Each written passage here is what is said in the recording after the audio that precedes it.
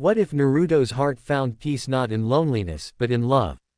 Heart. In this story, destiny brings Tsubaki and Naruto together, and soon, others follow the warmth of his light. Let's dive into a tale where love reshapes the shinobi world. Chapter 1. Naruto's Journey Home. It was a crystal clear night, and Naruto had just got back from another trip with Privy Sage. He and Jiraiya has been on mission to figure out what the Akatsuki planned on doing after Lord Orochimaru had almost completed his mission in using Sasuke as a host. It was late and the two stopped at some hot springs for the night. Naruto was too busy to bother arguing with Jiraiya about stopping, and Naruto was really tired and they were only one day's journey from their village. So Naruto went to the room while Privy Sage was bathing in the hot springs with laddies. While Naruto thought that he never would see that, Privy Sage acting as a laddie's man. Well, that was a sight, but back to Naruto. He was looking at some files they had picked up on their journey, hoping that there would be something to help him find Sasuke. While looking through the files, Naruto's emotions began to just explode. He was so frustrated that they had let Sasuke slip just through their fingers yet again. This was now the 5th time he had let Sakura down. When they were little, Naruto had made a promise to her that he would bring Sasuke back home. He promised to bring Sasuke back to a home where people were thinking about him. As Naruto's thoughts continued to run a rampage, they were disturbed when Jiraiya walked in. "Hey Naruto, you're sure you don't want to come in? The water's just right and the view is wonderful, if you know what I mean," said Jiraiya. "Oh, just knock it off. Can't you think of anything except for the ladies?" "Ah well, number. How else do you expect me to write such fabulous books? Oh, and by the way Naruto, I forgot we have to make a stop on our way before we return home. There is something that I need to take care of." "What, are you freaking kidding me? You said no more stops. Look, Lady Tsunade sent me for this one, so if you have a problem." "Ah, okay, I think we'll defiantly be able to pick up whatever it is that she needs us to pick up. Don't worry, the people are going to meet us halfway, so basically this shouldn't take long. Oh, and Naruto, you better be nice. The lady we are escorting is a guest to the village, and I don't think that Lady Tsunade would want you to go and ruin things with your big mouth." "Wait, what? A girl is coming? You said it was a package." "Not a girl. Naruto, I never said anything about it being a package, I just simply said that Lady Tsunade sent me on a task, and Naruto, regardless, behave yourself." "Hey, when don't I behave?" Jiraiya just left without saying another word after that and went to sleep. Naruto went to bed much later that evening. Because even though they had one more stop, he was so close to home. He was going to see Sakura and all his other friends and catch up on what he had missed, and he was going to bring back Sasuke and hopefully get the nerve to ask Sakura to be his date for the celebration. The celebration was more like an anniversary. It had been 2 years since Lady Tsunade had been Hokage, and Jiraiya and him were going to be home just in time for it. Chapter 2. The next morning, Naruto and Jiraiya were on their way to pick up the young lady that Lady Tsunade invited to the Leaf Village. Who is this girl that we're supposed to be picking up? What makes her so important that old Grandma Tsunade would invite her? Jiraiya recalls the conversation he had with Lady Tsunade before Naruto and himself left. "Jiraiya, it is extremely important that this young lady's safety is guaranteed. She will play a very important role in this world. Her father understood, and that is why when her parents died I vowed to protect her when the time came. But now I need your help." So she has potential equivalent to Naruto's. "I believe so, however she needs a chance to develop and understand more about herself. Naruto has his friends, who he knows he can rely on and believe in, but when I visited last, I noticed that the villagers accepted her, but they all kept themselves at arm's length. I don't think that this girl has ever relied on someone or knows what that even means. And if I am right, when she enters the ninja world she won't last long."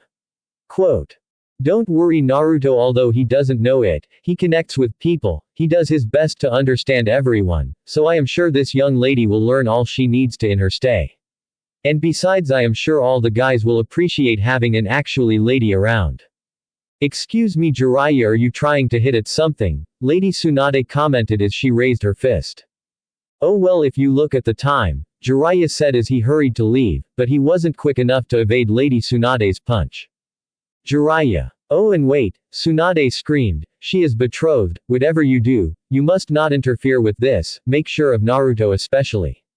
This marriage must go on, or all of us will end up facing a war that none of the nations are ready for. Well, Naruto, her father was a friend of Tsunade and the fourth Hokage. Lately the villagers of the village she lives in think that she needs to learn more about her history. So that when she becomes the wife of the Hokage of her village she is able to fulfill her duties as the wife. Her father and mother died in the war that took place in fighting the nine-tailed fox and she was just a baby when all of this happened like you. That is why the villagers and her fiancé want her to learn her role and the importance of it. Quote. When I become Hokage, my wife will be Sakura, Naruto said with a big grin. Oh, but pervy sage, why is she coming here if she need to learn about her history? You Naruto, you really need to learn to listen. Enough of this, if you don't get it now you'll get it eventually, hopefully. As Naruto and Jiraiya continued walking they saw a man waving at them. Both Naruto and Jiraiya looked behind them confused to see who it was the man in the middle of the road was waving at. Is he waving at us? I guess so, Jiraiya said with a shrug. Naruto, still confused, just stopped walking. As he looked more closely there was another person standing next to the man in the middle of the road. It was a girl. She looked about 15, close to his age. Wait. Naruto said, still confused. Is this the young lady that we are looking after? Oh hey Naruto, you're right. I knew I brought you along for a reason, Jiraiya said as he shook Naruto's head. Jiraiya confirming what Naruto guessed only caused Naruto to be further confused. This young lady really was young, and yet she already had a fiancé, and nevertheless she was going to be marrying her fiancé soon. As Naruto snapped back into it and continued to walk to the group, Jiraiya was smiling, and was waving at Naruto to hurry up. Hello, my name is Jiraiya, you must be Sango, it's very nice to meet you. Hello, unfortunately Nasuro was unable to come but he sends his gratitude. Very well, this is my student, Naruto. A pleasure to meet you. You too lady. Alright, well then I guess we're off. Otaru, when is she to return to your village? You may take as long as you like. When you think that she has learned and mastered what is to be expected of her, she may come home. However, until Lady Tsunade has signed off she is not allowed to return home. Naruto just stared at Taru. How in world could he act so cold to her? He didn't even say goodbye. Okay then, we'll be on our way. Hopefully everything will be okay when we meet again. Chapter 3. It was noon when Jiraiya, Naruto, and Sango arrived at the Leaf Village. Naruto was extremely excited about being home and Jiraiya could see it. So he said that he would take Sango to Lady Tsunade. So while Jiraiya went to go see Lady Tsunade and get Sango acquainted with the town, Naruto went to go see Sakura, so he could ask her about that date he had been waiting to ask her. Is this my day? Is she going to say yes? My heart keeps racing, is it because I've been away from home for so long that I just can't wait to see her? Naruto kept running through his thoughts as he ran to find Sakura. Where should I begin? She's probably on her way to the celebration. I'll just wait at the entrance of the festival, but oh, what if she's at home waiting for me to ask her? Naruto stood puzzled. He kept scratching his head, but he just couldn't make up his mind. However, as Naruto stood there trying to figure out his best move, he saw Sakura in the middle of the street. Hey Sakura, I'm back. Come give me a hug. Naruto leaned in for a hug but then stopped halfway. He began rubbing his eyes because he couldn't believe what he was seeing. His sexy Sakura all dressed up, which wasn't the problem, holding Kiba's hand. Naruto couldn't help screaming WHATTTTTTTT. Oh, give it a rest Naruto, replied Sakura. Hey Kiba, hey Sakura. Naruto repeating to himself Kiba and Sakura. When did that happen? Naruto began regretting stopping his hug halfway, that way he wouldn't have to be repulsed at the sight of them holding hands. But I'm glad you're back, Sakura said and ran up to him to give him a hug. Dude, welcome back, how was your trip? And you better hurry up to get a date for the celebration or all the girls will be taken. Naruto was now staring intensely at Kiba. Yeah dude, I know I was planning on asking Sakura but I guess you beat me to it, Naruto said trying to joke it off. Anyway, I got to go and talk to Pervy Sage for a minute, he brought back someone and my job is to watch her. So I'm going to go, so I'll talk to you guys later. Naruto tried to dash out of there but then Kiba started talking. Wait, what? I thought you guys were going on a research mission to find out more about Orochimaru. How did a girl come into the picture? Kiba said with a slightly excited face. He was probably glad that someone else might take away Naruto's interest from Sakura. But let us be honest, when has that ever happened? To be honest, I'm not sure. Jiraiya said Lady Tsunade sent for her, or rather her village sent for us. I'm not sure why, and all that other stuff, but it's something to do with her village. I don't know, but I'll talk to you guys at the celebration. Okay dude. Sakura was about to say, see you at the celebration, but Naruto took off before she had a chance to say anything. He wasn't staying in that room a second longer, he didn't even want to know if this was just a date or a real thing. Naruto felt like his heart had been ripped in shreds. How could she go on a date with another guy? She had always turned him down because of Sasuke. How could she give her heart to someone other than himself? Sasuke was the only worthy rival. Naruto wanted to cry. He decided he needed time to think and cool off. He went to the only place he felt connected with Sasuke.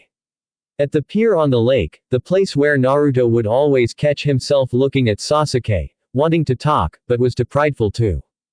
Naruto sat there for hours that it was eventually night when he decided it was time to actually find Jiraiya. And he realized that he still might be able to get a date to the dance even if it was only as friends. That girl, oh what was her name, she would probably like to go to the festival and I can be her guide, Naruto thought out loud to himself. Naruto began looking everywhere for Jiraiya. He knew he was supposed to meet back with him after he finished talking to his friends. As he was jumping house to house, she saw the girl down at the stream where he had first trained with Jiraiya. Hey, your name is Sango, right? Yes, and yours is Naruto.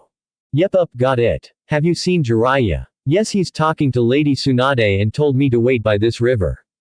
However, he's been in there a long time. Oh, and Jiraiya said to tell you that he doesn't want to be disturbed. Oh, the only reason I was asking was because the celebration of the anniversary of Lady Tsunade is about to begin and I was wondering if Jiraiya would let you go. I mean, as long as you are here you should celebrate with the village and its holidays. I do want to go, but I was told to wait here. Here, why don't you go and I'll tell Jiraiya that I was the one who made you go. No, I should wait, Hera. But before she could even finish her sentence, Naruto put her on his back and start heading in the direction of where the parade was about to begin. You could see all the lights and people from above the buildings. Naruto, what on earth do you think you're doing? Put me down right now.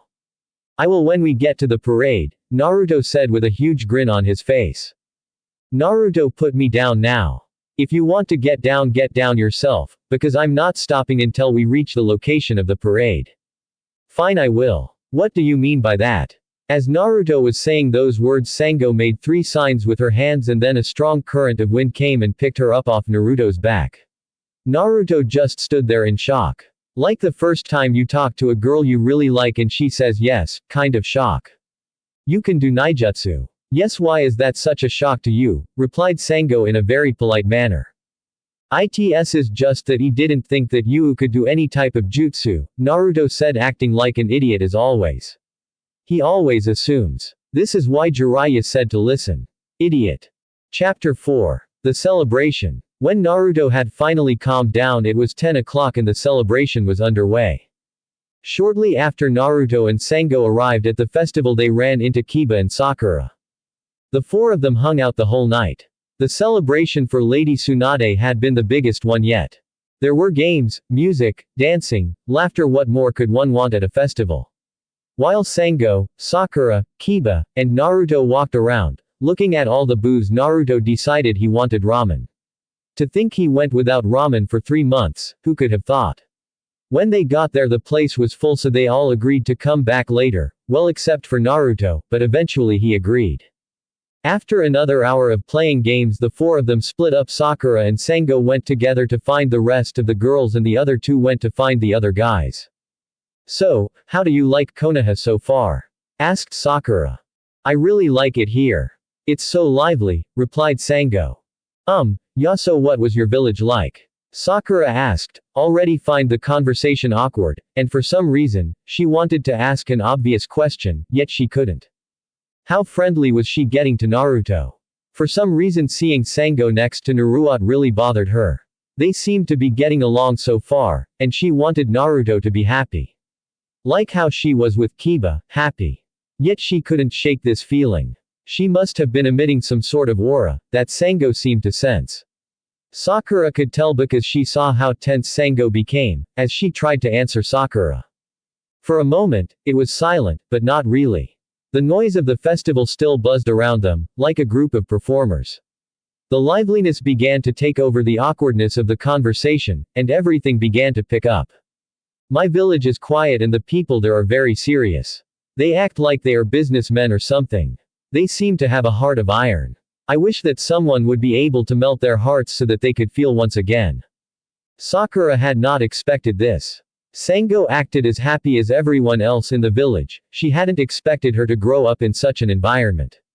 Yet she still couldn't get over this thorn in her side. She didn't like Sango around Naruto. But she didn't seem to hate Sango. What is wrong with me? Expressed Sakura, accidentally out loud. Pardon. Oh, it was nothing. I was just talking to myself. And regardless of everything else, are you at least enjoying your time here? Yes I am, very much. All of you are making this place such an enjoyable experience. Again the conversation faded out, however, this time, there was no awkwardness following, just a mutual understanding that had been reached without any words spoken. The rest of their walk was quiet, unlike the boys. Seriously, was anyone expecting any less? So Naruto, said Kiba, beginning to have a smirk on his face, you found a date in time for the celebration as I can see. Kiba said while nudging Naruto. Yeah, at first when I met her I thought she was a dumbass and thought she was going to be one of those royal snob kind of people, but she is a really down-to-earth type of gal. Wait, royal, where did that come from? Isn't she just someone you have to babysit for someone as a mission? Yeah, I have to watch and keep her safe as part of the mission, but she's engaged to the next Hokage of her village. The people and her fiancé shoved a lot on her plate. So she's practically royalty in my eyes. But I don't understand the people of her village, they basically don't want her, well, to be her. So it's up to Lady Tsunade to show her how to be that person, just like the people of her village want her to be. Wait, isn't she only like what? Like 14 or 15 at the most? How can she be getting married? Got me, all I know is that it's an arranged marriage. Dude, is she okay with this? I have no idea. Does she even love and care for the man she is to marry? I don't know. Why do you care so much anyway? Because she is a cute girl and you're saying that she has a nice personality and she is getting married. She's throwing her whole life away. You think I don't know that, but she's going ahead with it. I was thinking of talking to her, but she seems to have her mind set on the way it's going. You should at least talk to her, but not today. Today just let her enjoy the freedom that she has. We had better find the guys. The girls are probably already together and complaining about how we're late. And don't worry, she'll be fine if she is learning from Lady Tsunade. Yeah, that's true, Naruto said while sighing. So in about 30 minutes everyone met up, but it was 11:30 so only the slow music was playing. They all decided to dance. Ten didn't want to dance so she said that she would see them tomorrow and so did Lee. Ino said that she had to leave because she promised that she would bring Choji food at the hospital. Choji had gotten a really bad cramp from eating too much food to fast. The only ones that were left were Neji, Sango, Naruto, Sakura, Kiba, and Hinata. The rest were off on missions. That was a bummer, but they all still danced. Kiba asked Sakura to dance and Hinata got the gut to ask Naruto and Neji asked Sango. The dance between Sakura and Kiba was just mutual because their date to begin with was just as friends. He had wanted to ask Hinata, but she had been waiting for Naruto to come home and ask him. So Kiba, respecting Hinata's wish, he asked Sakura if she would be his date as friends. However, Kiba wasn't about to tell Naruto. He figured already that Naruto already jumped to conclusions thinking they were dating. The dance between Hinata and Naruto was awkward. Naruto was still the same old idiot and Hinata still held her feelings for him. So she was totally into the dance and he was so not. Can you just picture this? Smiley face. The dance between Neji and Sango was the most romantical dance ever. They both danced gracefully. Neji tried to look into her eyes, but every time he looked at her he noticed that her head was face down looking at the ground as if to watch her feet movement. When Neji noticed this he couldn't help but chuckle. Hey, what's so funny? Sango asked. This was the first time she looked up since they started dancing. Oh, nothing, Neji replied, still trying to contain his giggles. Hey, are you okay, Sango? Neji asked with a concerned look on his face. Yeah, I'm fine, why? You just look like something on your mind, that's all. If you want to go home, I can walk you home. Sango was thinking before she replied, would that be okay? I'm actually not feeling too well. Sure, just give me a minute to tell the others we're leaving and then I'll walk you home. Okay, thanks. Hey Naruto, Sakura, Kiba, Hinata, I'm going to take Sango home, she doesn't feel well. So we'll see you tomorrow. Wait, what do you mean she doesn't feel well, said Naruto. Sakura and Hinata felt a weight pressed on their heart. The envy they were beginning would only be the beginning. She just said that she didn't feel well and that she wanted to go home, so I'm going to walk her home. I'm sure it's nothing major. Oh, you don't have to do that, I can walk her home, Naruto said eagerly. He brought her here, he felt bad that she wasn't having a good time, and worse that she was feeling bad. It's okay, I ran into Jiraiya on my way here and her residence is on my way, and plus you're dancing with Hinata, it would be rude to leave in the middle of a dance. Naruto just realized how rude he was being to Hinata and backed down. He just waved goodbye to Sango. Farewell, Lady Hinata, Neji said very formally. Bye Neji, Hinata said with a glowing smile. Alright Sango, let's go. Alright, see you guys tomorrow. As Neji was walking her home, he was telling her about a story that was told in Konoha. It was the legend of the reason the Leaf Village has a Hokage. The story is about a girl who was forced to marry this man, who was supposed to become the successor for the village. The fiancé had to change her ways to become the one her fiancé wanted. However, she did not love this man, but she only agreed to marry him, because she thought that she would be able to change the way of her village and make it that everyone is happy. In the end, she said no to the marriage and said that the people should choose a person, who is respected throughout the village, a person the villager know would take good care of them. That is why the village elected the Hokage. The village would live by the one who they think is the best, and that's the myth of how the Hokage came about. Hey, that's a really cool story. And this is my place, I'll see you tomorrow, bye Neji. Bye. Neji waited for her to go in and then he started for his place. Chapter 5. When Sango woke up the next morning, she felt as if she had been Cinderella that had escaped to a ball. Even though she wasn't escaping to see a prince, she fell in love with the warmth and care she felt at the leaf. Unlike when Cinderella woke up, Sango's dream was still very much real. She hoped this dream would last forever.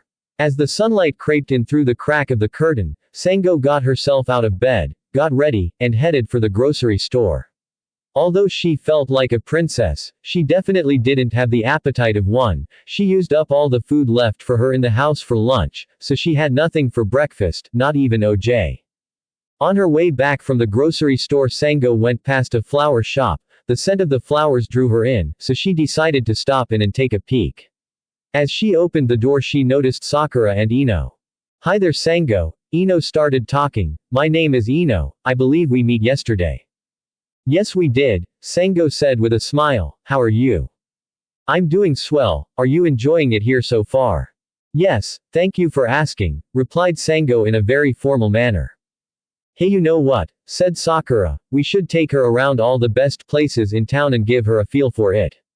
Yeah, that's a great idea. Hey mom, can you look after the shop, I'm going to go out for a while. Before Sango had a chance to even reply, they had already grabbed her and left the shop. Although Sango was grateful that they were being so nice to her, she hadn't even made her breakfast yet or even unpack, but she didn't want to seem rude. Oh, what to do? She kept repeating to herself. In the end, she just decided to stay quiet and have a fun time with the girls rather than upset them. Sango didn't want to lose friends before she even made them. So Sakura and Ino took her on around the whole area. Sango saw the monument of the 4 Hokages to the training fields in the lowest areas. However, although Sakura and Ino were showing her the town, they mostly showed her the best places to shop. They stayed hours in clothing and makeup stores. However, by time they got to the 12th store, Sango was starving, because they hadn't stopped anywhere to eat. It was almost noon and her stomach was beginning to grumble. Sango saw how engrossed Sakura and Ino in their shopping and she didn't want to disturb them since they were having so much fun.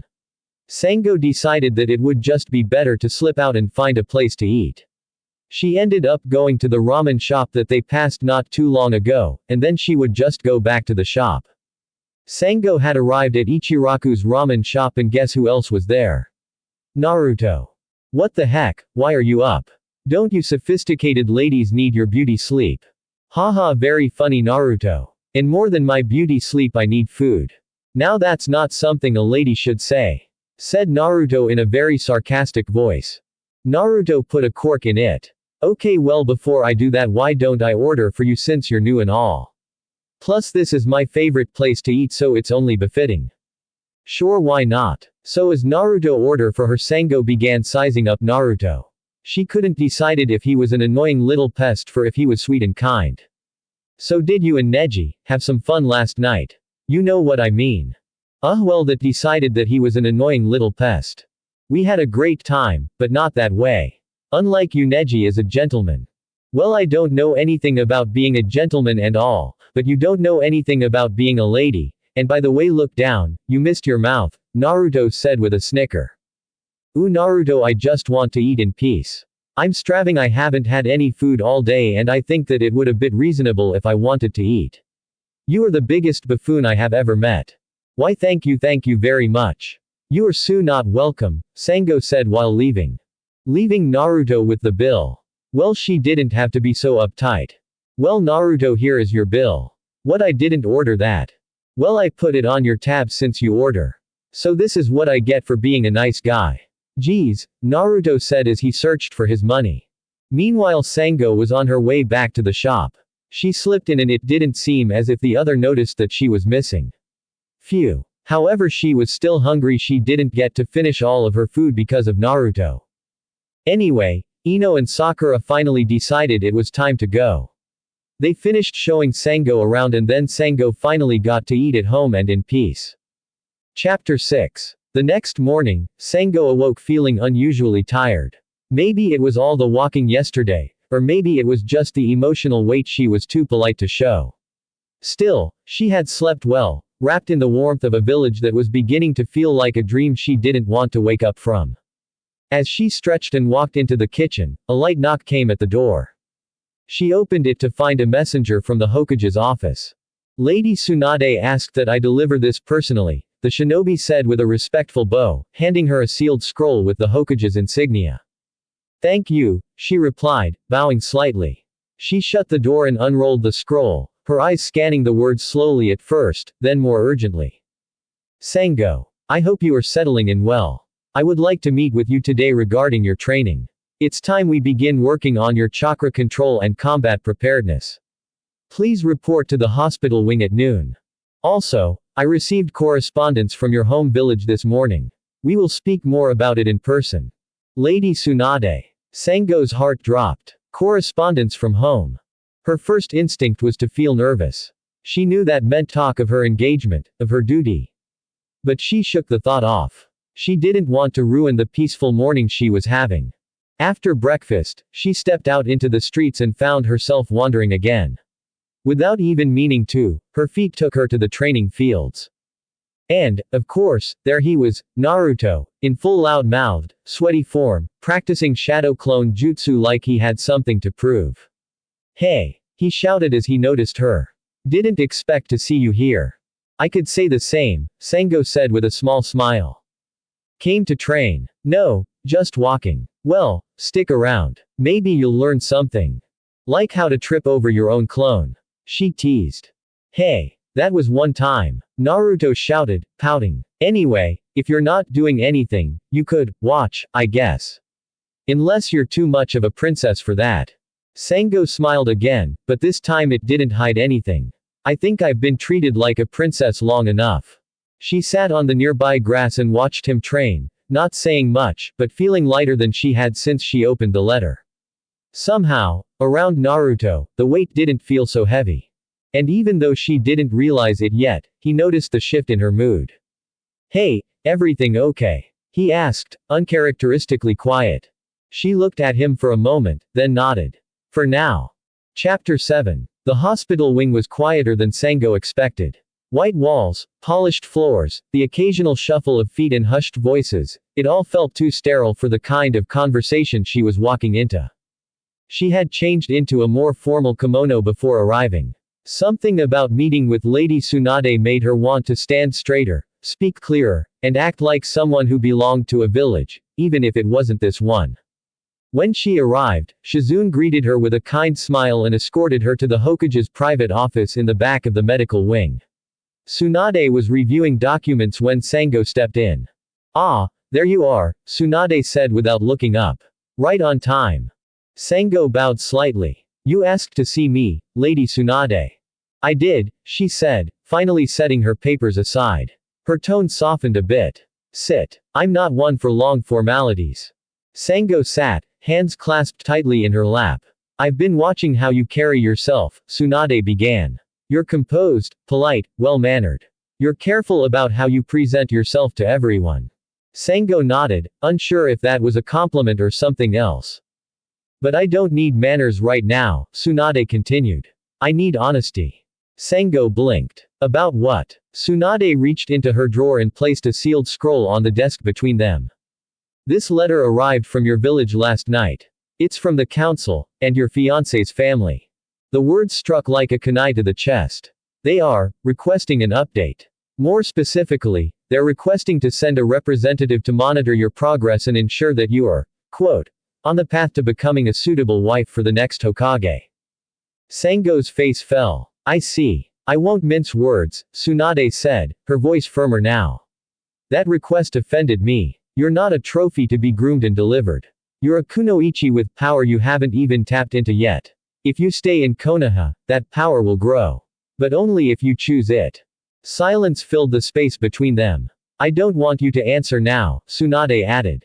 "I'm going to assign you to a light training schedule, paired with another medical nin in the afternoons. And I want you to start thinking, not about who your fiancé wants you to be, but who you want to become." Sango nodded slowly. "Thank you, Lady Tsunade." As she stood to leave, Tsunade added one last thing. "You remind me of myself when I was younger. Quiet, but not because you have nothing to say, quiet because no one's ever listened the way they should." That stopped Sango in her tracks. For the first time in a long time, she felt seen. Back outside, Naruto was still at the training field, now flat on his back, arms spread, and clones disappearing in puffs of smoke around him. When Sango appeared again, he sat up quickly. "Yo. That was fast. Thought Tsunade would give you one of her scary lectures." "She did," Sango said, smiling faintly. "You okay? Honestly." She paused, looking up at the sky. "I think I will be." Naruto tilted his head, watching her. "You're weird," he said finally. "So are you." He grinned. "Glad we agree." Chapter 8. The Watcher from the East. Sango's first official training day began just before noon, the sun filtering gently through the trees over the third training field. She stood alone in the clearing, clutching the schedule Tsunade had given her. Chakra control in the morning, medical training in the afternoon, and a review with Shizune before dusk. She took a breath, centered herself, and let the breeze stir through her sleeves. "You're not a guest anymore. You're a kunoichi. Act like one," she thought. Just then, the brush of movement in the treetops made her glance upward. She turned quickly, sharp on instinct. "I expected you to be stronger," came a voice, cold and low. Sango's spine straightened. From the shadows of the trees stepped a tall man in a dark gray cloak, his forehead marked with the sigil of her home village, not the peaceful crest of a diplomat, but the crossed blades of a warrior caste. "General Heisen," she said, voice tightening. "You weren't expected until next week." "I don't wait for invitations," he replied flatly. "Your presence here is a privilege granted by your engagement and your bloodline. I came to ensure that you are not wasting either." Before Sango could respond, a familiar voice rang out. "Who the heck are you supposed to be?" Naruto's sudden appearance broke the tension like a thrown kunai. He came jogging down the hill, sleeves rolled up and hair windswept. He stopped beside Sango and stared down the cloaked man with eyes sharp and unblinking. "And what do you mean, wasting her bloodline? Who talks like that?" Heisen didn't flinch. He merely turned his gaze to Naruto and looked him up and down, unimpressed. "I see no threat here. Just noise." Naruto opened his mouth again, but Sango reached out and touched his arm gently. Don't, she said quietly. This is General Hizen. He's not here to fight. He's here to judge. Naruto frowned but didn't pull away from her hand. Then he better do it somewhere else. You misunderstand, Hizen said. My job is to observe, not interfere, unless the subject fails to meet expectations. Subject. Naruto repeated. She's not an experiment, she's a person. Sango took a step forward, no longer hiding behind Naruto's outrage. General, I am fulfilling the mission Lady Tsunade assigned me. You have no authority here. If you wish to observe, you may do so quietly. But if you interfere, I will report you. That earned a long, unreadable look from Hizen. Then, wordlessly, he stepped back into the tree line like a phantom fading from view. Sango released a breath she hadn't realized she was holding. Naruto shook his head. What a jerk. Is that how people back home treat you? Yes, she said softly. That's why I don't want to go back. Naruto glanced over, surprised by her honesty. Well, he said after a moment, if he's watching, let's make it worth his time. I'll spar with you. Sango blinked. You want to fight me? Now. Why not? He grinned. I'll even go easy on you. Just don't cry when you lose. You're impossible. And you're stalling. Come on, show me what your scary general doesn't think you're capable of. Sango sighed, but she smiled, too. 15 minutes later. Naruto hit the ground for the third time, groaning. Okay, he wheezed, so, maybe you can use wind chakra. Sango stood nearby, breathing steadily, a faint green glow still on her fingertips from where she'd softened his fall with a burst of chakra. She tried to hide her smile behind her sleeve. I warned you. You didn't warn me you were a tornado in disguise. She offered him a hand, which he took, and she helped him up. I'm guessing that's what Tsunade saw in you, Naruto said, brushing dust off his jacket. You don't fight like someone who wants to win. You fight like someone who wants to prove something. Sango looked away. Maybe I do. Naruto tilted his head, then offered a light grin. You'll define here. Later that afternoon. The hospital smelled like antiseptic and old papers, but Sango welcomed the calm. Shizune handed her a clipboard with a set of files, instructing her to assist with minor patient rounds and chakra assessments. Sango fell into step easily, her formal training kicking in. She knew how to hide in protocol. Still, her thoughts drifted back to the sparring match, to Naruto's blunt praise, and Hizen's cold eyes watching every move. By the time she walked past the window, she didn't even flinch when she saw Naruto sitting on the bench outside with 2 popsicles. He spotted her immediately, held one up, and grinned. Sango shook her head. She didn't wave, but she walked a little slower past the window. Meanwhile, in the forest outside the village, General Hizen crouched beneath a branch, unsealing a scroll with practiced precision. He scribbled a single line in clean, slanted handwriting. The subject appears well integrated. Emotional attachments forming. Recommend accelerating timeline before loyalties shift. Target remains viable. He whistled sharply, and a raven descended from above, landing on his outstretched arm. With practiced ease, he tied the scroll to the bird's leg and let it fly. The message was sent. The next move would not be his to make.